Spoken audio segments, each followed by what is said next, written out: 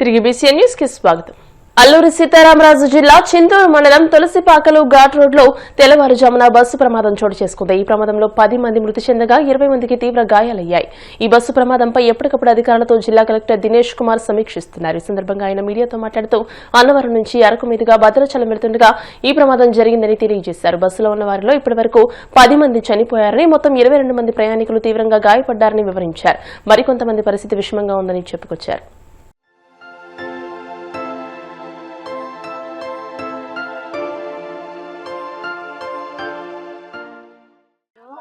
మేము చిత్తూరు నుంచి టూరిజం లో స్వర్ణాంధ్ర కోసం ఆంధ్ర మొత్తం చూస్తామని శనివారం బయలుదేరి వచ్చాము సార్.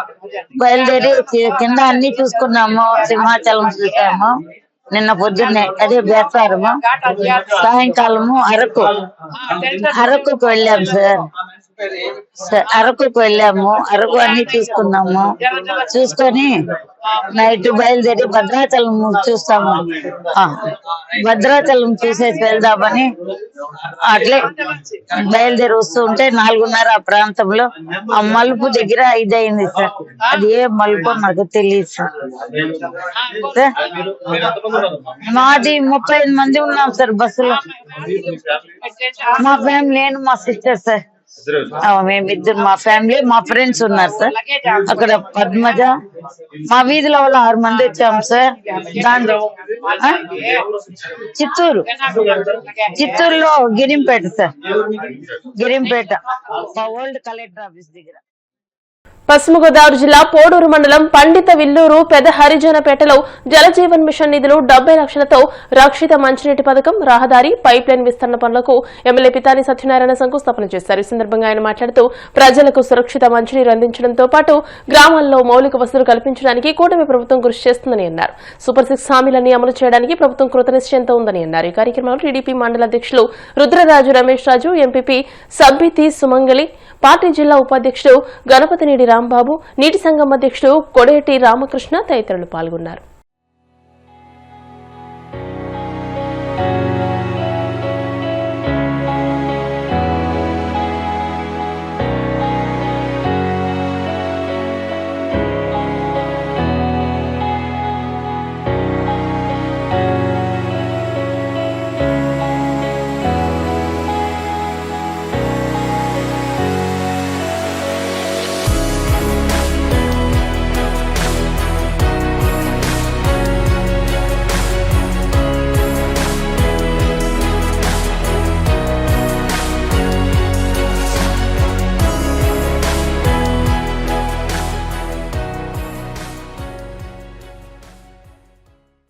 వచ్చే సార్వత్రిక ఎన్నికల్లో కోనసీమ జిల్లాలో డీలిమిటేషన్ ప్రక్రియ జరుగుతున్న నేపథ్యంలో మాదిగలకు సముచిత స్థానం కల్పించాలని ఎమ్మెల్సీ బొమ్మి ఇజ్రాయెల్ డిమాండ్ చేశారు.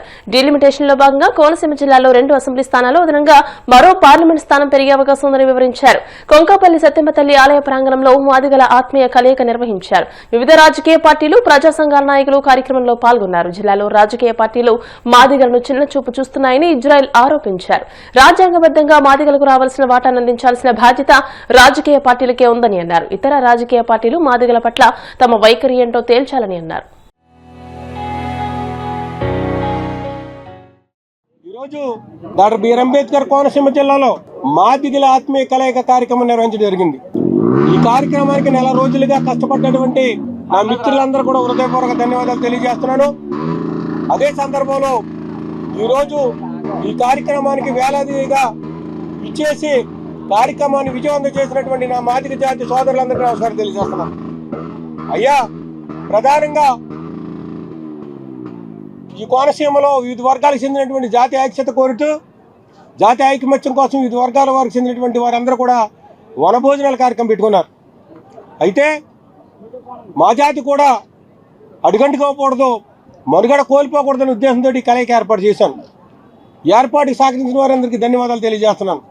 ప్రధానంగా ఈ కలయిక నుంచి డిమాండ్ చేస్తున్నాను.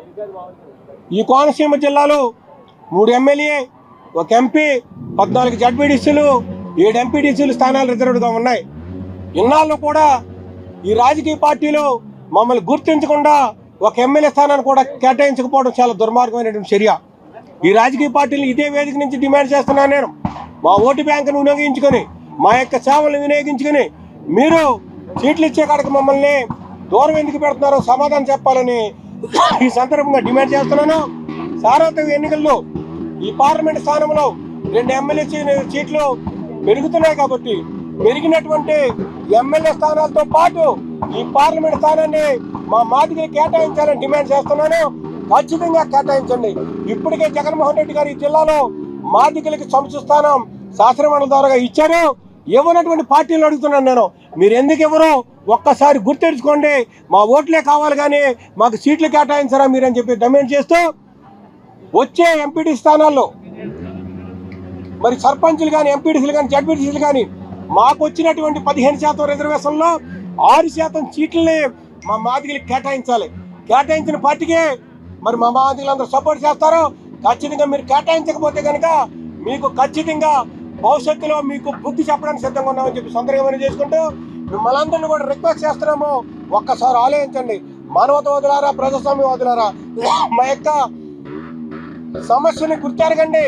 మమ్మల్ని కూడా ఈ సమాజంలో మీతో పాటు అన్నదమ్ములుగా మమ్మల్ని భావించండి.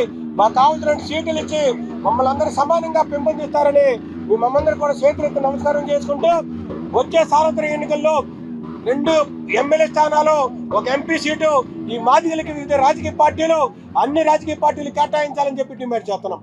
Thank you very much. Srisailam Bhramaramba Mallikarjuna Swamy వారిని దర్శకుడు బోయపాటి శ్రీను, మ్యూజిక్ డైరెక్టర్ తమన్ దర్శించుకున్నారు. ఆలయ అర్చకుల వారికి ఘన స్వాగతం పలికి పూజల అనంతరం వేదాశీర్వచనం, లడ్డు ప్రసాదం అందజేసి శేషవస్తంతో సత్కరించారు.